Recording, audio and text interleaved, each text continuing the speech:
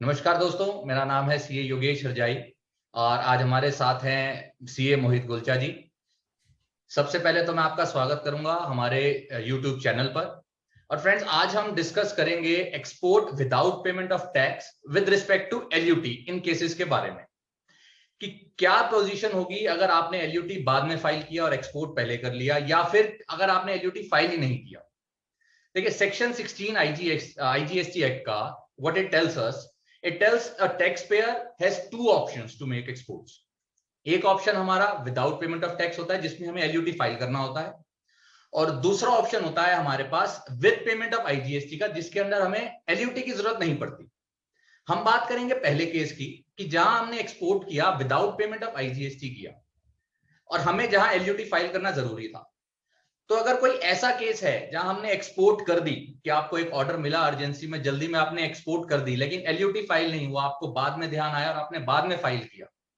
तो उस केसेस में क्या होगा? क्या आपको टैक्स पे करना पड़ेगा या क्या उसका ऑप्शन है? तो फ्रेंड, इसके लिए सीबीआईसी ने सर्कुलर निकाला था, सर्कुलर 37, जिसको बाद में ओवरटेक किया सर्कुलर 125 ने। और सर्कुलर 125 पैरा 44 कहता है कि अगर आपने एक्सपोर्ट किया है और एलयूटी अगर आपका बाद में फाइल हुआ है, तो keeping in mind the facts and circumstances of each case कि आपका एक्चुअल एक्सपोर्ट हुआ है, सीबीआईसी ने कहा कि हम आपको जो एक्सपोर्ट का बेनिफिट है वो देंगे अगर आपने लेट भी फाइल किया है। तो जो आपका एलयूटी की फाइलिंग है अगर डिले भी हुई है तो उसको कंडोन करेंगे और आपका जो सब्सटेंशियल बेनिफिट है वो आपको दिया जाएगा, यानी कि रिफंड आप नॉर्मल तरीके से क्लेम कर पाएंगे। बट एक चीज जो इस सर्कुलर में नहीं बताई गई, वो मैं एक बार मोहित जी से पूछना चाहूंगा कि मोहित जी, ये तो बता दिया कि अगर एलयूटी लेट फाइल किया है तब तो ऑप्शन दे दिया, तब एक क्लैरिफिकेशन दे दी, बेनिफिट दे दिया, लेकिन अगर एलयूटी फाइल ही नहीं हुआ और अब ऑप्शन नहीं आ रहा ऑनलाइन उसको फाइल करने का, तो हमारे पास क्या ऑप्शन रहेगा? योगेश जी, आपने बिल्कुल सही तरीके से समझाया कि भाई इनकेस अगर मैंने एलयूटी फाइल करे बिना अगर एक्सपोर्ट कर दिया और उसकी कॉन्डोनेशन है, तो सरकार ने सर्कुलर 125 के माध्यम से हमें ये बता दिया गया है कि भाई that you can condone the deal. अब बड़ा क्वेश्चन ये आता है कि दैट एलयूटी फाइल ही नहीं हुई। अब एलयूटी फाइल नहीं हुई है और पोर्टल में ऐसी कोई सुविधा नहीं है कि that you can file an LUT after certain period of time. भाई ड्यूरिंग द ईयर अगर हम बात करें तब तो फाइल हम कर सकते थे, बट अगर मान लेते हैं वो साल निकल गया, फॉर एग्जांपल 2020 की बात करें या 2021 की भी बात करें, जो 31 मार्च 2021 हमारा निकल चुका है, उन केसेस में ड्यूरिंग द ऑडिट अगर हमें पता चलता है कि भाई इस रजिस्टर्ड पर्सन ने एक्सपोर्ट कर दिया that is without applying the LUT, then what should be the scenario. तो अगर मैं हार्मोनियस इंटरप्रिटेशन की कोशिश करूं, जो सर्कुलर ने भी कहा है, क्योंकि सब्सटैंशियल पोजीशन जो हुई है in respect of export that has been made by the registered person, मतलब जो फॉरेन करेंसी लानी थी वो ले आए, जो गुड्स हमें एक्सपोर्ट करने थे that we have done, the services we have done, the exported and realise the foreign currency, but procedural lapse हो गया। उसकी वजह से क्या ये जो मेजर बेनिफिट है जो कि इकोनॉमी को बूस्ट करता है कहीं ना कहीं, उस बेनिफिट को इस प्रोसीजरल लैप्स की वजह से क्या डिनायल होगा या नहीं होगा? Practically, if I say at the lower level, there would be a case of rejection. But what I would be suggesting in this case, that we must file the LUT manually to the registered officer or to the proper officer who is having our jurisdiction, and let us wait that what he does, so that it would be a good case in terms of the litigation. तो योगेश जी, मेरे हिसाब से without filing of LUT में भी हमें LUT file कर देनी चाहिए मैनुअली, और देखना चाहिए कि डिपार्टमेंट का क्या व्यू आता है। It's a strong case to be a case जहां पर हम सक्सेसफुली जीत सकते हैं क्लाइंट के फेवर में। बिल्कुल ठीक मोहित जी, बिल्कुल ठीक कहा आपने एक चीज की, जो सब्सटेंशियल बेनिफिट है वो प्रोसीजर लैप्स की वजह से डिनाई नहीं होना चाहिए। तो हमारी भी अंडरस्टैंडिंग देखें तो यही बनती है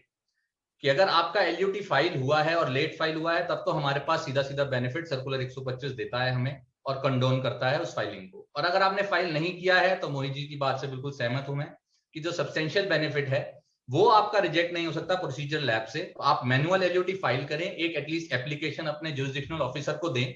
और आपका बहुत ही स्ट्रांग केस रहेगा इस केस में। तो एक नेक्स्ट क्वेश्चन आता है हमारे पास कि हमने एलयूटी तो फाइल कर दिया टाइमली और गुड्स हमने एक्सपोर्ट किए, लेकिन गुड्स जो एक्सपोर्ट करने का टाइम हमें दिया गया रूल 96A में बताया गया कि 3 महीने के अंदर आपने गुड्स एक्सपोर्ट करने हैं। अगर ऐसा नहीं होता तो 15 दिन के अंदर अंदर आपने जो टैक्स आपने पे नहीं किया वो विद इंटरेस्ट गवर्नमेंट को जमा कराना है। तो ऐसे केस में मोहित जी क्या करें अगर हमारे जो गुड्स हैं वो 3 महीने तक नहीं एक्सपोर्ट हो पाते, अटक गए वजह से, शिपिंग बिल नहीं क्लियर हो पाया, या फिर मुझे बहुत सारे सप्लायर से इकट्ठा करना था, प्रोक्योर करना था गुड, जैसे मर्चेंट एक्सपोर्टर के केस में देखते हैं, तो उसमें मुझे टाइम लग गया, जैसे आजकल लॉकडाउन का टाइम है उसमें मुझे प्रोक्योर करने में टाइम लग गया, तो उस केस में क्या पोजीशन?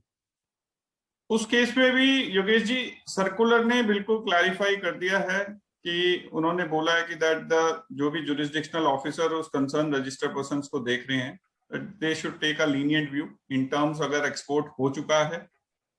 एंड अगर वो बाद में भी हुआ है दैट इज आफ्टर 3 months, तो they have told that don't you are not supposed to charge the interest and take a linear stand on this. ठीक, बिल्कुल सर्कुलर 125 पैरा 45 है और सिमिलर बेनिफिट सर्विसेज के केस में भी दिया गया, जैसे कि गुड्स के केस में बताया कि अगर आपके एक्चुअल एक्सपोर्ट हो गए हैं चाहे वो 3 महीने बाद भी हैं तब भी आपको बेनिफिट उसका मिलेगा, आपसे टैक्स नहीं मांगा जाएगा। सिमिलरली सर्विसेज के केस में भी, क्योंकि उसकी जो फॉरेन करेंसी है उसका हमें टाइम फिक्स दिया हुआ है 96A में कि 1 साल के अंदर वो आनी है, अगर वो नहीं आती तो अगेन 1 साल खत्म होता ही 15 दिन के अंदर आपको टैक्स प्लस इंटरेस्ट गवर्नमेंट को जमा करना। लेकिन इसी चीज का लीनियंट व्यू लेते ही कि अगर आपका एक्चुअल एक्सपोर्ट हुआ है